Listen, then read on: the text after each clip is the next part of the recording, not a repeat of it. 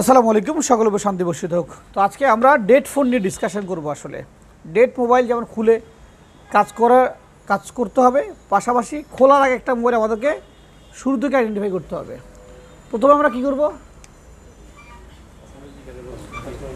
এক নাম্বার কাজ হচ্ছে কাস্টমার থেকে জিনিসটা জেনে নিব যে কাস্টমার কি জানতে চায়। কাস্টমার ওকে, তো মানে কাস্টমারদের জানাবো আমরা মোবাইলটা সে কীভাবে নষ্ট হয়েছে ফোনটা। হ্যাঁ, তো এরপরে আমরা ডেড ফোন রিপেয়ার করব। ডেড ফোন রিপেয়ার করার প্রথম আগে গ্রাহক থেকে জেনে নিব, কাস্টমার থেকে যেভাবে তথ্য নেওয়া যায়। সে যদি বলে না ফোনটা আমার না, কার ফোন, ছেলের, তারে কল দেন, মেয়ে তাকে কল দেন, XY যেই হোক না কেন, ফোনটা কীভাবে ডেড হয়েছে এটা জানা আমার জন্য খুব গুরুত্বপূর্ণ। আমরা মেডিকেল গেছি না, ডাক্তার গেছি না, ডাক্তার কী করে সাথে ওষুধ দিয়ে দিয়ে যে নেন ধরেন ওষুধ খাবেন আগে, এসে কী করে চেক করে, জ্বর হলে অন্য সমস্যা জিভা চেক করে, হা করেন, হ্যাঁ চোখ দেখে, জ্বর মাপে, প্রেশার মাপে, তাই না? অনেক কিছু চেক করার পর সে তারপর ওষুধটা দেয়, তাই না? তো আপনি কি ডাক্তার কোনো অংশ কম? আপনি মোবাইল ডাক্তার, তাহলে আপনি মোবাইলের সেম ট্রিটমেন্ট। এবং ডাক্তার কী করে, বাবু রোগটা কীভাবে হয়েছে, ওষুধটা কীভাবে হয়েছে, সমস্যা কী হয়েছে, তখন বাবু বলে এইভাবে হয়েছে, তাই না? ঠিক আমাদের কাজটাও সেম, গ্রাহকদের জানতে হবে যে ফোনটা ডেড হলে কী হবে, ফোনটা যখন পাওয়ার আসছে না কীভাবে হয়েছে সমস্যা। সে বলবে হাত থেকে পড়ে গেছে তারপর হচ্ছে না, বা হাত থেকে পড়ছিল এরপর অন্য হয়েছে কিছুদিন পর চলতেছে না, বা কী বলে যে রাতে ঘুমানো সব 40 ভাষা রাখছিলাম, সকালে যে খাড়া নিচে পড়ে গেছে এটা, হ্যাঁ, বা বাচ্চা হাত থেকে ফেলে দিচ্ছে, বা ও চার্জে লাগা রাখছিলাম একটু অফ হয়ে গেছে, ডাটা অবস্থায় একটু কী বলছে ও যে ডাটা অবস্থায় বন্ধ হয়ে গেছে। তো এই অবস্থা বন্ধ হলে পিএ শর্টে দিতে পারে, পাওয়ার সেকশনও শর্ট দিতে পারে, অন্যান্য সেকশন শর্ট দিতে পারে। মানে বেশির সময় এই অবস্থা ডেট হওয়ার কিছু আলামত আছে। এক আলামত, প্রথম আলামত হচ্ছে ইএমসি, যদি সে শর্ট না হয় ডেট হলে ইএমসি।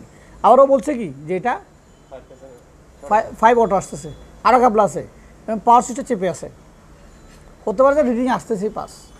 যদি 5 রিডিং এসেই থাকে তাহলে পাওয়ার সি ওখান থেকে কী বলে এটা কী বলে যে যদি হয় যে পাওয়ার সুইচ ক্লিক করার পর 5 আসতেছে, তাহলে সবার চেক করতে হবে কি ইএমসি চেক করতে হবে।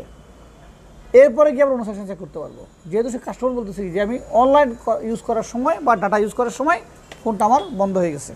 ওকে, তো এবার আসলাম যে গ্রাহক ফোনটা নিয়ে আসলো, সবার আগে এক নম্বরে আমরা পাওয়ার সাপ্লাই লাগিয়ে আমরা কী করবো, রিডিংটা চেক করব যে পাওয়ার সাপ্লাই লাগানোর পরে অটো রিডিং দেখাচ্ছে কিনা, নাকি পাওয়ার সুইচ ক্লিক করলে কী দেখাচ্ছে, পাওয়ার সুইচ রিডিং দেখাচ্ছে। অনেক সময় কি এই ধরনের ফোনগুলো চলতে বা চার্জার লাগা রাখলে হঠাৎ করে বিভিন্ন রকম ভোল্টেজ অ্যাম্পিয়ার মিসিংয়ের কারণে ব্যাটারি ডাউন হয়ে যায়, ব্যাটারি তো ফুল বসেই যায়, আমরা বহুত পাইছি এরকম। তো বসে গেলে ব্যাটারি হিট দিলেই আমাদের ফোনটা কী হবে, চলমান রান হয়ে যাবে। ওকে, এই গেল একটা বিষয়। হ্যাঁ হ্যাঁ, না সুইচ চেপে থাকলে স্যার অন হবে। সুইচ চেপে থাকলে পাওয়ার সাপ্লাই লাগালে কী হবে, সাথে অটোমেটিক রিডিং উঠে শুরু করবে, তখন ফোনটা অন হলে বুঝে যাবে ফোনটা অন হচ্ছে। আর যখন শর্ট থাকবে, শর্টের আলামতটা ভিন্ন আলামত। তাহলে প্রথমত চেক করতে হবে কি ফোনটা শর্ট আছে কি নাই। এক নাম্বার, যদি ফোনটা শর্ট থাকে তাহলে আমাদের সমাধান যাবে একদিকে, আর যদি শর্ট না থাকে তাহলে সমাধান হবে। ধরে নিলে আমাদের ফোনটা শর্ট আছে, তাহলে আমাদের যেতে হবে কোথায়, শর্টের দিকে, যে কী পরিমাণ শর্ট আছে, এটা ঢুকতে কি 200-300 রিডিং চলে আসতেছে নাকি 1-2 আসতেছে। শুরুতে বলে রাখি যে শর্টের হচ্ছে 1 থেকে উপরে যা উঠে তাই শর্ট। কি উঠে, রিডিং যদি অটো 1 দেখায় সেটাও শর্ট, 3 দেখাইলে সেটাও শর্ট, 5 দেখাইলে সেটাও শর্ট, উঠতে উঠতে যদি 300-500 উঠে তাও শর্ট। কোনো মাদারবোর্ডে অটোমেটিক রিডিং উঠতে পারবে না, কারণ রিডিং উঠবে কখন, পাওয়ার সুইচ চিপ দিলে আগে উঠবে কেন, সে তাতে আগে উঠে কাজ না, তার মানে সে আমার পারমিশন ছাড়া কাজ করে ফেলতেছে মোবাইলে।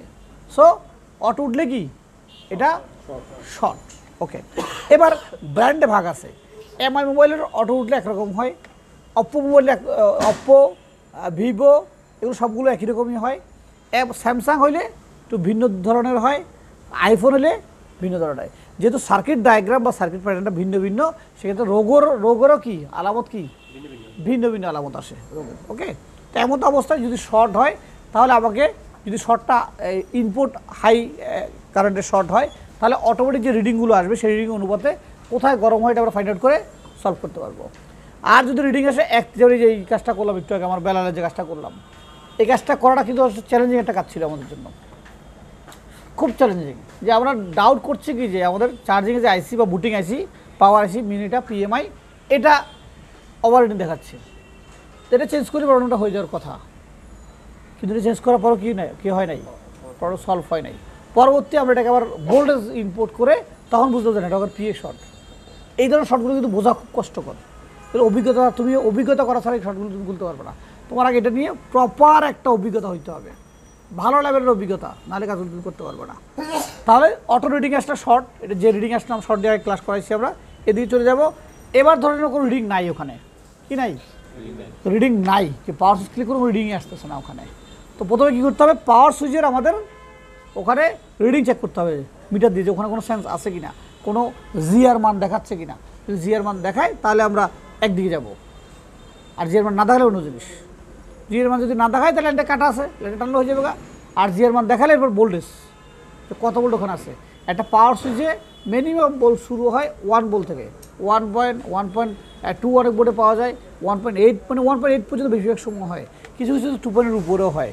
ওকে, তাহলে কী থাকবে, পাওয়ার সুইচটা কী থাকবে, একটা নির্দিষ্ট মানও থাকবে, জিআরও থাকবে, আবার কী থাকবে, ভোল্ট থাকবে। ওকে, পাওয়ার সুইচে ভোল্টেজ আছে মানে কি, তারপরে নিচ্ছে না, কি নিচ্ছে না, পাওয়ার সুইচ ক্লিক করলে কোনো রকম রিডিং নিচ্ছে না। এবার তোমার একটু ডিবে ঢুকতে হবে, যেহেতু পাওয়ার সুইচ রিডিং এবং ভোল্টেজ আছে, তার মানে কি পাওয়ার সুইচ ওকে। এবার পাওয়ার ফিল্টারেশন, যে পাওয়ার হচ্ছে ফিল্টারেশনটা হচ্ছে যে কোন পাওয়ারের দিকে লাইনটা আসছে, পাওয়ার সুইচ লাইনটা আসছে, সেই আইসিতে যেতে হবে। অনেক সময় কি ওই হাত থেকে পড়ার ফলে মাদারবোর্ডের ভিতরে বা আইসির ভিতরে লুজ কানেকশন হয়ে যায়, বুঝা যায় না আসলে, বাইরে থেকে বোর্ড থেকে বোঝার কোনো রাস্তা নাই। এমন অবস্থা তখন আমাদেরকে সিপিইউটা রিপেয়ার করতে হয়। সিপিইউ রিপেয়ার করতে হয় সবার শেষে, কিন্তু এর আগে পাওয়ার আইসি রিপেয়ার করতে হয়, পাওয়ার আইসি রিপেয়ার করতে হয়, পাওয়ার আইসি চেঞ্জ করতে হয়, এই জাতীয় কাজগুলো পাওয়ার আইসির মধ্যে করতে হয়। যেহেতু ভোল্টেজ আর রিডিং আসছে, এখন আমরা যাবো কোথায়, পাওয়ার আইসির দিকে। এবার পাওয়ার আইসি ওখানে কি ইনপুট এবং আউটপুট বোল্ট, কী বোল্ট, ইনপুট এবং আউটপুট বোল্ট চেক করতে হবে। কোনোটা বোল্ট মিসিং থাকলে, যে সেকশনে মিসিং, কয়েল রইলে কয়েল চেঞ্জ করতে হবে। আর যে মনে হয় যে এখানে আর কী বলে যে ক্রিস্টালের প্রবলেম আছে, ক্লোক ক্রিস্টাল চেঞ্জ করতে হবে। যদি মনে হয় যে তোমার কী বলে আইসি সমস্যা আছে, প্রথমে রিভেল করতে হবে। রিভেল করার আগে আইসিটা একটু নেড়ে দিতে হবে, নেড়ে দিয়ে না হলে কী করতে হবে, রিভেল করতে হবে। রিভেল করে না হলে কী করতে হবে, চেঞ্জ করতে হবে।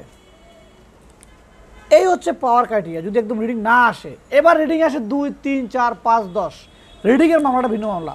রিডিংটা আজকে আমরা করাবো না, রিডিং নিয়ে একটা বিশাল ক্লাস আছে, যে কখনো 2 রিডিং আসলে কী করবো, 4 রিডিং আসলে কী করবো, 8 আসলে কী করবো, 10 আসলে কী করবো, রিডিং নিয়ে এগুলো স্টেপ বাই স্টেপ।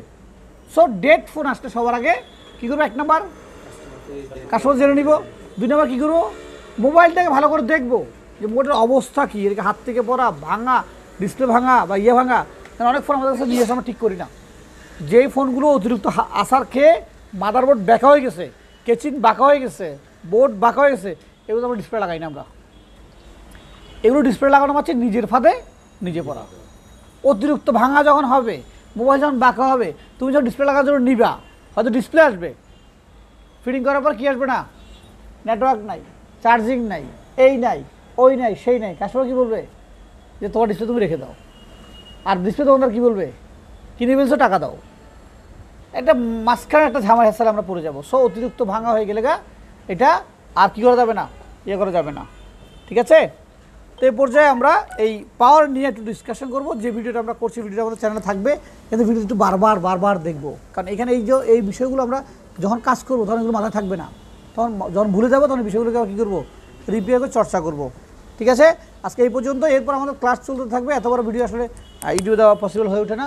সবাই ভালো থাকবেন, সুস্থ থাকবেন, এবং আমাদের শিশুটিতেও বেশ শুরুতে যাচ্ছে, তাদের জন্য দোয়া করবেন। এবং 65 আমরা এখন 1 মাস শেষ করে আমরা আইসি লেভেলে প্রবেশ করবো, তাদেরকে নিয়ে আমরা খুব রিসেন্টলি, তাদের জন্য দোয়া করবেন। আমরা চাচ্ছি এই টেকনিক্যাল সেকশনটার মধ্যে ভালো কিছু করার, দেশের বেকার যুবকরা প্রশিক্ষণ নিয়ে স্বাবলম্বী হোক, নিজে এবং পরিবার নিয়ে ভালো থাকুক। আসসালামু আলাইকুম।